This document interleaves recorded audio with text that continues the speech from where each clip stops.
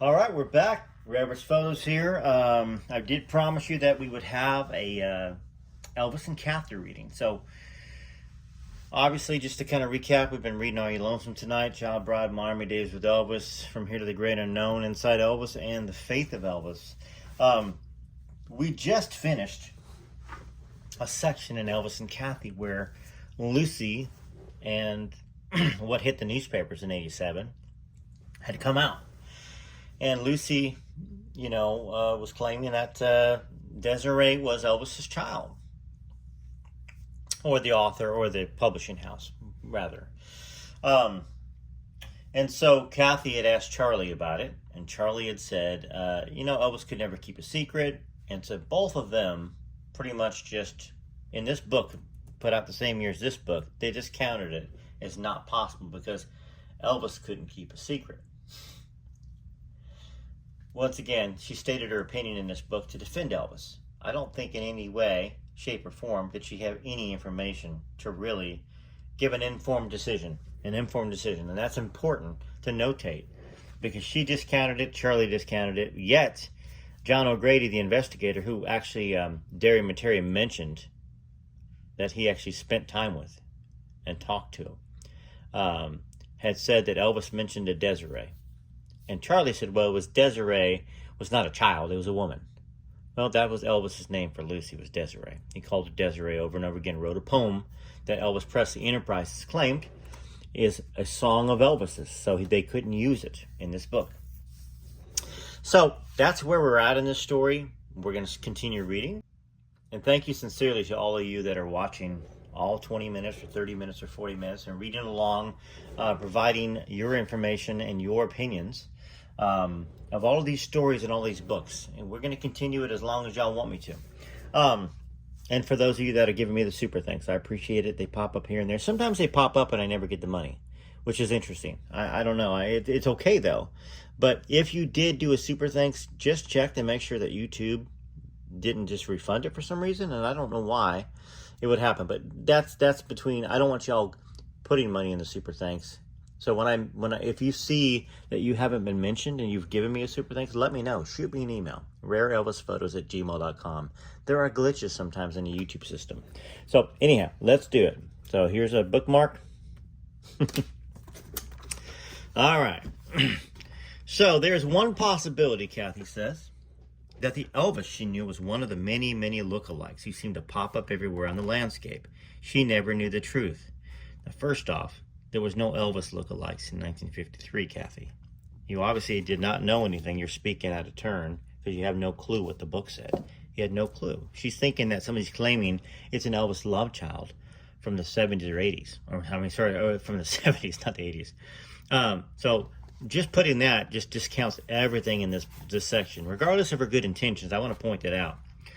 There's a possibility that the Elvis she knew was one of many, many lookalikes in 1953 who seemed to pop up everywhere on the landscape and she never knew the truth. 53, 54, 55, 56, 57.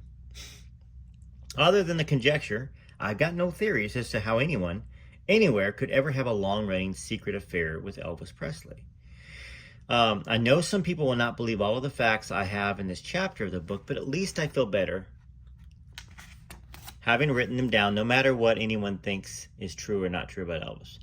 These are some of the major untruths and rumors that have bothered me for years. Now I have to put them all in print and feel free at last of all that frustration. And we appreciate it, Kathy. You cleared up a lot of stuff. The other one, the Are You Lonesome Tonight, Desiree and Lucy DeBarban, that wasn't throughout all the years. That would just happen right before print, and I'm sure she put it in here. Which, once again, do we blame her? No, not at all. She doesn't know. She didn't read the book, but you shouldn't speak about something you don't know. And if you don't know it, then don't speak about it. But people like to speak about it and look like they're all knowing. And unfortunately for that one, Kathy really kind of, it didn't age well. It didn't age well in print. It just didn't. That being said, she had her opinion. She put it down, and I applaud her for that regardless. Chapter 9. And if you sing as though angels and love, not the singing. Well, if you sing though as angels and love not the singing, you muffle man's ears to the voices of the day and the voices of the night. Gibran. While we were in Palm Springs, a few months after I had joined his show, Elvis planned to stop over in Nashville to do a recording session just before returning to Graceland. He wanted me to go with him, but I had another commitment and couldn't. Kathy, whenever you get to that high part and bridge over troubled water, I'll wait for it, and when you come in, child, it drives me up. He demonstrated by reaching to the ceiling. Interesting. Reaching to the ceiling. That's what him and Lucy used to do with his hands. I don't know. I'm just looking at the things back and forth here. He was anxious to include me in his Nashville session. I wanted to do it. I wanted to cancel everything and go with him. But I felt a sense of responsibility to my commitment, especially since I never completed the 8 shows for Bobby Darin. So I told him, Elvis, I can't. I'm really going to miss you on this record date, he said, finally giving up. I remember it was around 3 o'clock in the morning, and he yelled out to Charlie Hodge, Charlie, tell RCA, tell him I'm coming in. It was obvious to me that when Elvis was ready to record, RCA was more than willing to accommodate him. It wasn't until 1973 that I did my first recording session with Elvis. Up to that time, I had been booked for other things and wasn't able to do a record date because of a conflict in schedules. I was visiting in Memphis when Elvis asked me to stay for the session, and for the first time was free to accept. It was a very exciting time for me. At last, I was going to be on Elvis's records. Although I'd been on live recording sessions done at Elvis's Madison Square Garden and in Hawaii, and probably as yet unreleased live Las Vegas or tour performances.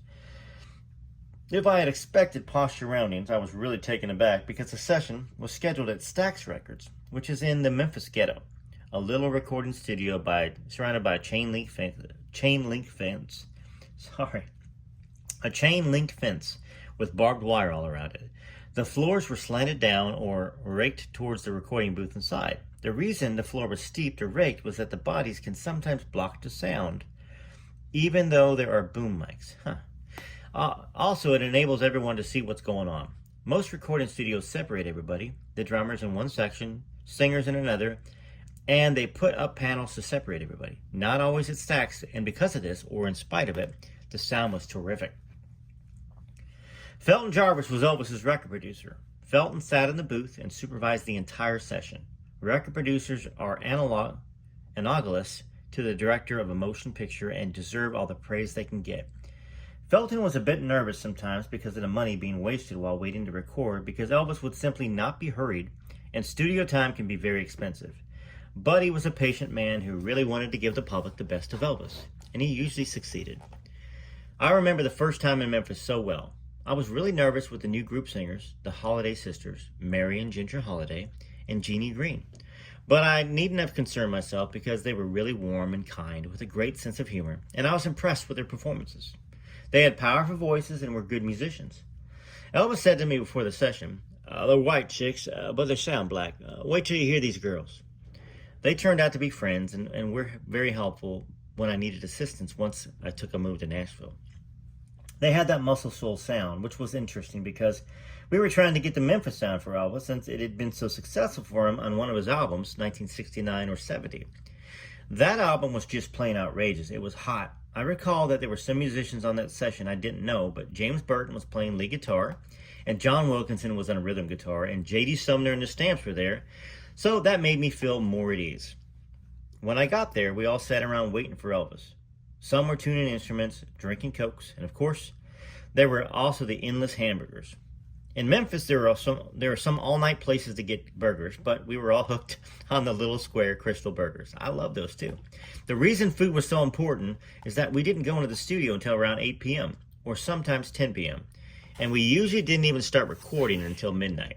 If we definitely knew Elvis was going to record a specific song, we would listen to it. But that's a big if, because he usually waited until he got to the recording studio before he decided what he wanted to record. Now, if we definitely knew Elvis was going to record a specific song, we would listen to it. That's a big if, because he usually waited until he got to the studio before he decided what he wanted to record. He would listen to demonstration records in another room where the music publishers and the people who had the rights to his songs would be pushing certain selections right before recording. When Felton really knew something was going to be recorded, he would give that song to us. We'd listen to it, run it over and over again until we worked our own parts. Now, we would write out our numbers, which was a whole new method of writing out chord structure for me because I was trained to sing by reading notes. That's called the Nashville number system. And I know this because I'm a musician. I used to write charts for people as well. So for those of you that are musicians, let's just think about C, the key of C. C, F, and G are the three major chords you play for song in the key of C. So your C is your 1 because that's the root of what the key of your song is. The F is a 4 and the G is a 5. So instead of writing C, F, and G, they would write 1, 4, 5. So just in case y'all weren't aware of that, I just want to share that a little bit. So on one session, I remembered Elvis giving Felton a recording. We had it all by Dobie Gray. And we were all practically in tears when we heard Dobie's rendition. Elvis looked around the room at all of us who were so moved by the song and said to Felton, leave it alone. That song can't be done any better than that. I really wanted Elvis to record that song, and he did try a vocal, but he knew it shouldn't be touched, that it was really Dobie's song, so nothing ever came of it. More than once, we started at 8 o'clock in the evening, and we wouldn't finish a session until 9 o'clock the next morning. It really depended on Elvis's mood. If he was on a roll, he would just keep going. The sessions went on sometimes for 4 or 5 days. In fact, Felton told me once that they kept the tape running and recording every second, so he would always have something in the can. Actually, they are still releasing rehearsal takes, which is really too bad, because those are takes where we were trying to get the right sound, get it to happen, and it hadn't happened yet. Elvis would not be pleased, actually, because he really believed artist approval should not be ignored. I can still see Elvis at a recording session, taking his place at the mic, head forward, hands pressing his earphones closer to his ears, and his legs wiggling like mad, roaring, ready to go, roll it. There were a lot of takes where Elvis would say, no, that's not good, that's just not right, let's do it again. Take number 7 or take 8.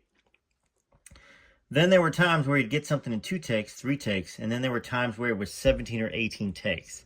Each one would be a little different from the others, a different feel, a different style, a different mood, sometimes with or without backup vocalists. One of the things that both fans and performers complained about for years was the way RCA Records kept repackaging the same material and just put it in a different album. They would take a song from one album and another one from another album and create what they called a new package. Elvis would sometimes complain that the Colonel would remix his materials before it was released. He would listen to it and say, that doesn't sound like what I okayed. I don't know if he had or if Colonel ever had arguments about that or not, but I do know it made Elvis very unhappy to hear something that he had not approved. Now, on one occasion in the studio, before we got started with the session, Glenn D sat down at the piano and began tinkering spontaneously. Elvis walked over and began singing along. He nodded to me, come on over. Gradually, he gestured for certain performers to join in, then others. I knew he wanted me to launch into a solo. Meanwhile, Felton had been feverishly handed out microphones and placing them around the instruments. Elvis quietly but intensely directed everyone, motioning for the guitar solo and leading the group with his hand gestures, nods, and eye contact. What had started out as an impromptu warm-up prior to the actual scheduled session ended up as the hit record, Take Good Care of Her. I was shocked a few weeks later when I heard it on the jukebox in a coffee shop while on tour. Elvis dressed for recording sessions as he always did because he was a showman through and through.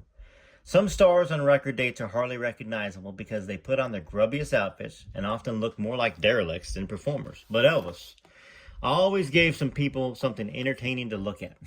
He might wear a cape, and under that he would be wearing those princely white puffy sleeve shirts with dark blue or black trousers that fit tight and had bell bottoms, which were in style at the time, and boots. He almost always wore a flashy belt and sunglasses. Now, I love the way Elvis dressed most of the time, but the one time I commented unfavorably on an outfit brought more reaction from him than I bargained from. Let's see what this is going to be all about. One evening at Grayson, when we were getting ready to go to the movies, I just happened to be standing at the foot of the stairs when Elvis came down wearing a full-length plaid coat made of what looked like upholstery material with a very large lamb's wool collar and a wide belt. Well, I was startled for a minute and thought he was wearing something that was kind of a joke. I pointed at the coat and laughed and he said, that looks like a bedspread. I saw his jaw muscle tighten, his teeth clench, and he shot me a glance of total indignation. Then he turned around and marched back up the stairs without a word. Now, I don't know why I blurted that out, because I was used to his wearing various costumes, but this one, however, struck my funny bone, and before I knew it, I had hurt his feelings. He came back wearing a modified version of a Superfly outfit, which immediately commanded my respect. Now, the next day before dinner, Elvis was watching TV in the den, and I was in the kitchen. All of a sudden, he yelled out in a voice that I knew meant business. "Kathy, come here. Come on in here and look at this," he said, pointing at the TV. Once again, he said, "Look at that. Does that look like my coat?" Well, I looked at the set and saw a Furniture Warehouse commercial with a couple demonstrating couches and beds. Well, the message was as subtle as a train wreck, and I uncomfortably forced a grin and shrugged my shoulders. Elvis had won again. As I said before, whenever Elvis entered a room, he instantly became the center of attention. And it was the same during a recording session. He usually came into the room with a big old roar, "Hey!" We never went directly to the mic and started singing. He would just gather near the piano and warm up with perhaps a hymn. Somebody would start picking it out on a guitar, and Elvis or Charlie might sit down and start up the hymn at the piano. Well, it was a necessary warm-up time for Elvis and all of us, even if it did wear Felton out waiting for us. At least he understood this kind of exercise was really important for all of us to get loose. However, it might go on for 2 hours, even 3. But warm-up is so essential to a singer. Elvis was never taught that. He just had enough sense to know it. A typical warm-up would include hymns such as "Lead Me, Guide Me," "Along the Way," and my favorite, "When the Storms of Life Are Raging, Stand By Me." When I do the best I can and my friends misunderstand, so that song is, "When I do the best I can and my friends misunderstand, thou who rulest wind and water, stand by me." I was grateful for his determination to get ready because I had to warm up my high range. Elvis was one of those who needed to warm up in order to sing with the versatility he was noted for. Now, I can't believe it, but I know there are voice teachers in Los Angeles who teach background singers not to warm up. That is nonsense. They say as long as you can talk, you can sing. I, for one, do not talk as high as I sing, and I have to get ready for those high notes. Well, I hope you enjoyed that reading of Elvis and Kathy, and I will do some more reading later on today. TCB TLC, enjoy a little song or two while you leave your comments on this, and we're getting quite near the end, which is very sad.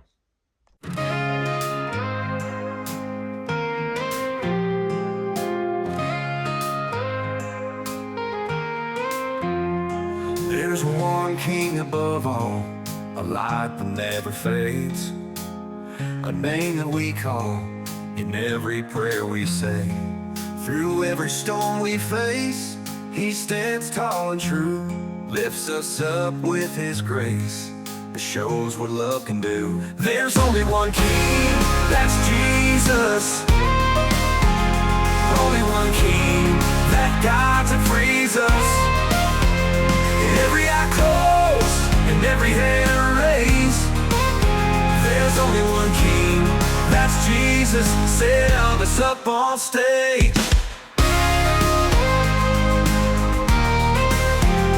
In the darkest of the nights, when hope seems all but lost, his light, it shines so bright because he took up the cross. There's only one king, that's Jesus. Only one king that guides and frees us. Every head bowed and every hand raised. There's only one king, that's Jesus. Set Elvis up on stage.